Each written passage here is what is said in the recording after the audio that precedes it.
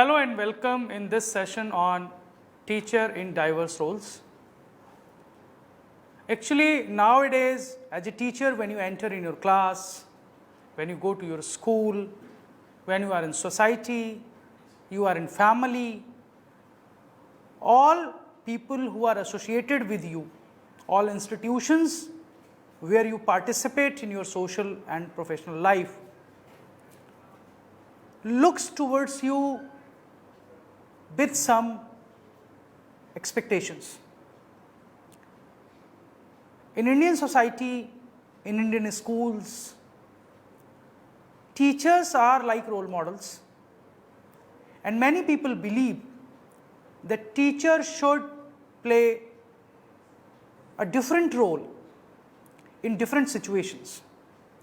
So how a teacher can play diverse roles in different situations?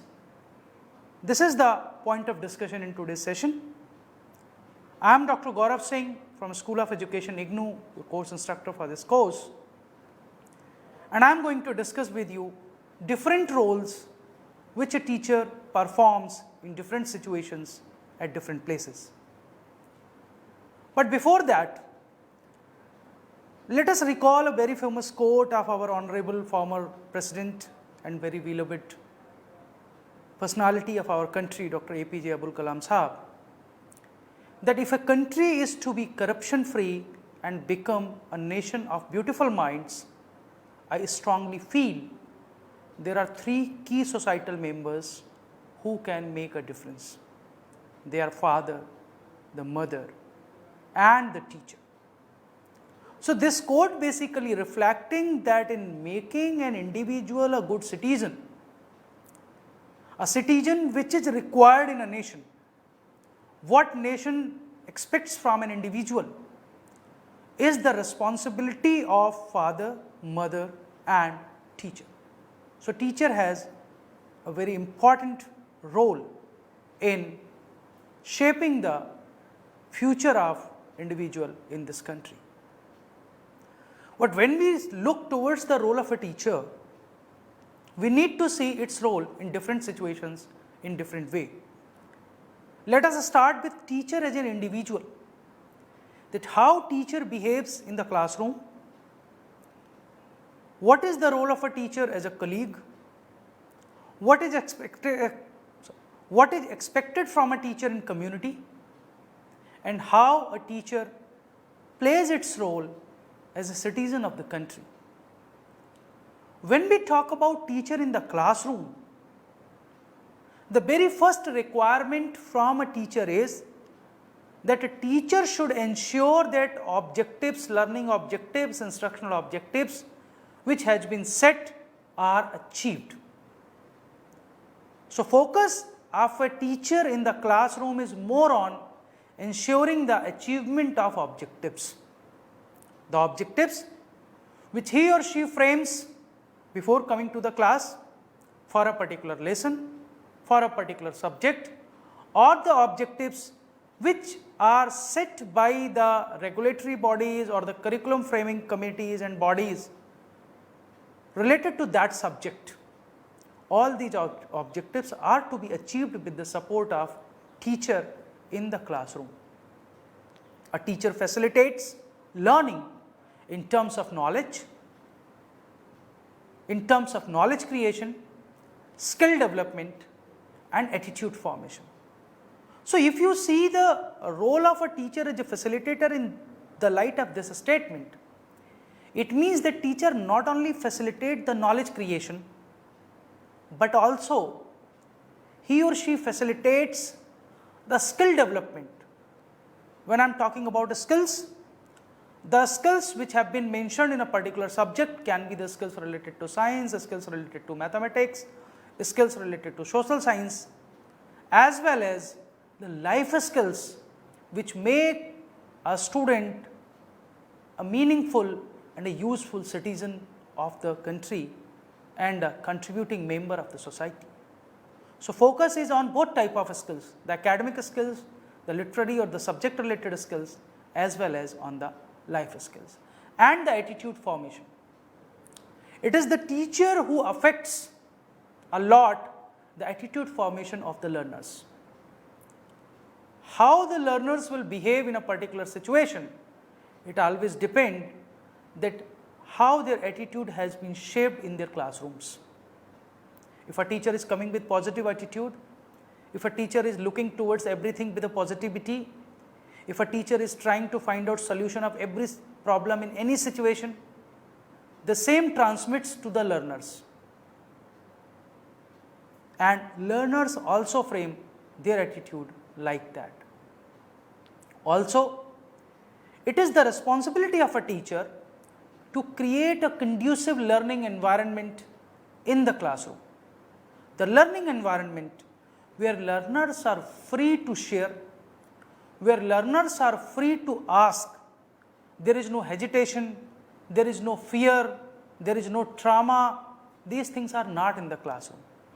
If learners are active, they are sharing their feelings, their observations, their expectations with each other and with the teacher. If they are free to ask any question to the teacher at any time, and teacher is encouraging the learners to ask such questions, definitely such environment is a conducive learning environment. And it is the responsibility of a teacher that in the classroom, he or she should create a conducive learning environment. Also, a teacher's behavior in the classroom is being copied by the learners most. The way of talking, the style of communication, verbal and non-verbal both, even sometimes the dressing sense, the behavior attributes which learners are observing in the classroom, punctuality, honesty, commitment, many things. Because learners observe you in the classroom not only as a subject teacher, not only as a person who is facilitating them to attain mastery over the content, but also they follow you, they copy you as a citizen. So your behavior in the classroom, your attitude towards the learner, towards the society, towards the issues, everything is being copied by your learners. That's why a teacher needs to present an ideal behavior in the classroom. Then teacher as a colleague. In a school, in an institution, in a university, in a college, teacher is not an individual. Teacher acts as a team member.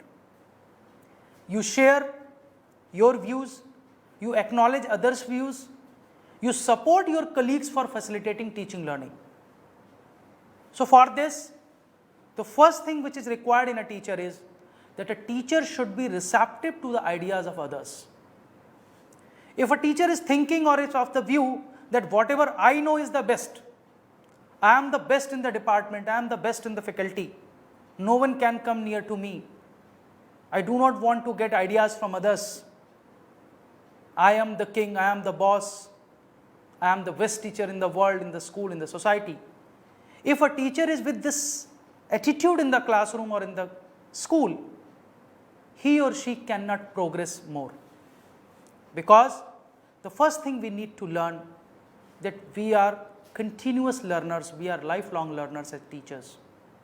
A teacher is a teacher until he is a learner or she is a learner. So we should be receptive to the ideas of others.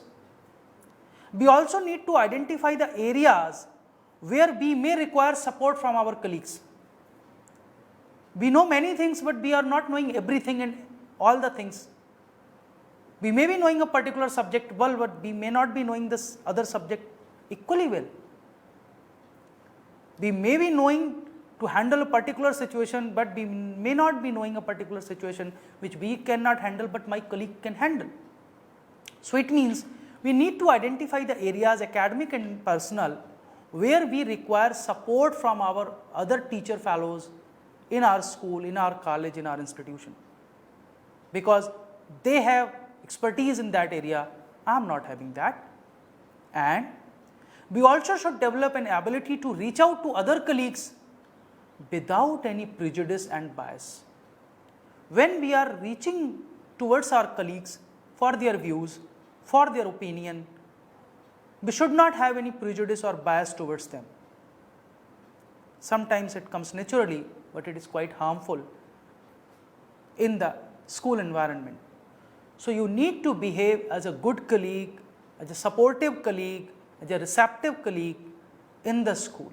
So this is your second personal attribute. Then teacher in the community. As a community member, you also have certain responsibilities. Like a teacher needs to promote the importance of education among the parents and community members, especially in rural areas where parents may not be aware about the benefits of the education or any educational initiative. There may be some community members who may be hampering some educational development initiatives. So it is your responsibility to promote the importance of education among those.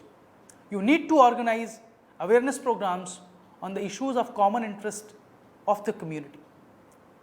Those issues may not be directly related to education, but they are of the use for the community. It can be sanitation, it can be cleanliness, it can be environmental issue, it can be any issue.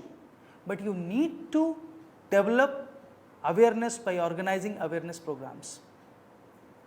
And like a student or like a learner in the classroom, community also looks towards you as a model. And community expects high moral behavior from you. They have high moral expectations from you. So you, as a member of the community, you need to reflect high moral values which are expected in a community from you. And as a community member, you need to be a multidimensional personality who not only disseminate the knowledge, who not only facilitate the learning, who not only shape the behavior of the learners, but also the individual who is an active member of the community, who is facilitating community by spreading awareness, by making them aware, by facilitating them in understanding the importance of the education for them as well as for their kids. So you need to be an active member of the community. Then teacher as a citizen. How teacher facilitates as a citizen? We are a citizen of a country who has democratic values. So it is your responsibility that you should enable the functioning of democracy by participating in democratic processes. There can be elections, there can be other activities where you need to participate democratically, as well as you need to motivate the community members, the society members to perform their democratic values and democratic duties. That is your role. You need to promote democratic values among your learners through your behavior. If in the classroom you are biased towards a particular student, or you are having some misconception about a particular community, about a particular religion, about a particular socio-economic class, and you do not behave equally with all the students, it means you are not disseminating the democratic values in your classroom. It is your responsibility that you should engage yourself actively for ensuring equity, equality and inclusion in your classroom.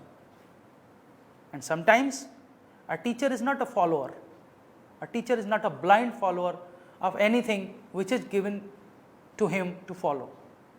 A teacher should work as an unbiased critique towards the issues which are being affected, which are affecting the social structure. You need to inspire your learners to achieve their best and to serve the nation. Then comes the teacher's personal characteristics. When I am talking about personal characteristics, I am talking about personal qualities, affection, empathy, concern and commitment, and humor. Let us discuss about these also one by one. What are the personal qualities? Your personal qualities like your values, honesty, truthfulness, loyalty, punctuality, cleanliness, dedication, affection. Because your examples put a lasting and inspiring effect on your learners. So you are expected to provide a lasting and inspiring example from your personal qualities, from your behavior. Believe me, pupils are keen observers. They not only observe what you are teaching, they also observe how are you behaving with your colleagues, with other students, how are you speaking, how are you talking. All these things are being discussed, observed and followed by your students in the class, because your students, your pupils are intelligent enough to observe the discrepancies in your behavior, means what a teacher preaches and how she or he actually behaves. If there is a difference between these two, they observe it. Then comes the affection. In classroom, you should show the love and concern for your pupils. If there is no affection in your classroom, you cannot make your pupils feel wanted and accepted. And if there is no affection between you and your pupils, it will be very difficult for you even to disseminate the knowledge, even to facilitate them in construction of knowledge. Slowly, some of the students, some of the learners, some of the pupils may become non-participant if you are not showing your affection towards them. And non-participation leads to poor performance, and poor performance leads to withdrawal from the system. So you should be aware about it. Then comes the empathy. What does empathy mean? Empathy means to see the world through a child's eye. If you are empathetic, it enables you to feel concern for your people's problem and the effort they are making to cope up with them. You try to understand your peoples both emotionally as well as intellectually, and it also enables you to be judicious, impartial and objective.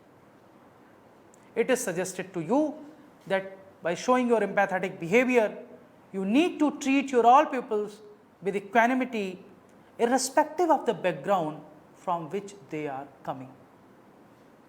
Your concern and commitment is also a very important personal quality which affect learners. You need to be dedicated and concerned about the development of your pupils. Improvement seldom occurs spontaneously. It is always attained through deliberate efforts and practices. So, what is required from you? You need to keep away the habitual language of rejection, and you need to acquire a language of acceptance. You need to be authentic, genuine and sincere. Then comes the humor. Humor is basically a combined element in a way that is different, unexpected and incongruous. You need to develop the ability to play spontaneously with the ideas, concepts and relationships. You need to arouse laughter or a smile on the lips of your students, which could make their minds lighter. So, dear teachers, make a classroom alive and create a relaxed atmosphere. Then your role as a transmitter of knowledge. As a transmitter of knowledge, what you do? You introduce the lesson to the students. Whenever required, you explain the concepts. If your students are having certain doubts, you clarify those doubts with suitable illustrations and examples. Sometimes you draw some diagrams while explaining.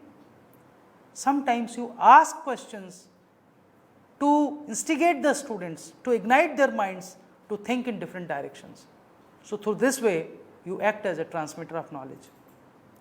Sometimes you act as a planner. Teacher is also a good planner. What you plan? You plan objectives. Every planning has some objectives. You plan how to teach a particular concept, how to reflect on any practice, how you will observe any event or development of life skills among your learners. So, you always have certain objectives. You always have certain objectives when you are planning. Then for whom you are planning? You are planning for your learners. So, learners are at the center of every planning in teaching learning. Their abilities, their strengths, their weaknesses, everything is at the center of planning. Then when you are planning, you plan at many places. When you make a lesson plan, you plan. When you think about the assessment, you plan. When you organize any event, whether it is for co-curricular activities or sports or anything, you plan. And you also plan that when this activity will take place. So planning also includes dimension of when and where the event will happen, the place of the event. You plan whether it will happen in the classroom, you plan it will happen in the school premises, or you plan that it will happen outside the school campus. And you also plan how you will execute, what will be the appropriate strategy for execution. In this, you plan about method, you plan about media, you plan about process, you plan about the sequence, how to execute your plan. This is also a part of your planning. And not only this, you also plan about the outcomes. What are the expected outcomes from this session, from this lecture, from this class, from this topic? But in constructivist perspective, learning is more important than outcomes, but still we are talking about outcomes based learning. So we plan our desired learning, which basically helps in executing the plan to facilitate the learner. Then comes your role as a facilitator. How you will promote learning, how will help your learners to develop more and more by learning, how can you provide them a conducive learning environment to interact with the peers, to interact with the other members, to interact with you, how you will facilitate learning and further development as a facilitator. When you play your role as a facilitator, you do not give them content. You are not a disseminator of content. You are not a content provider.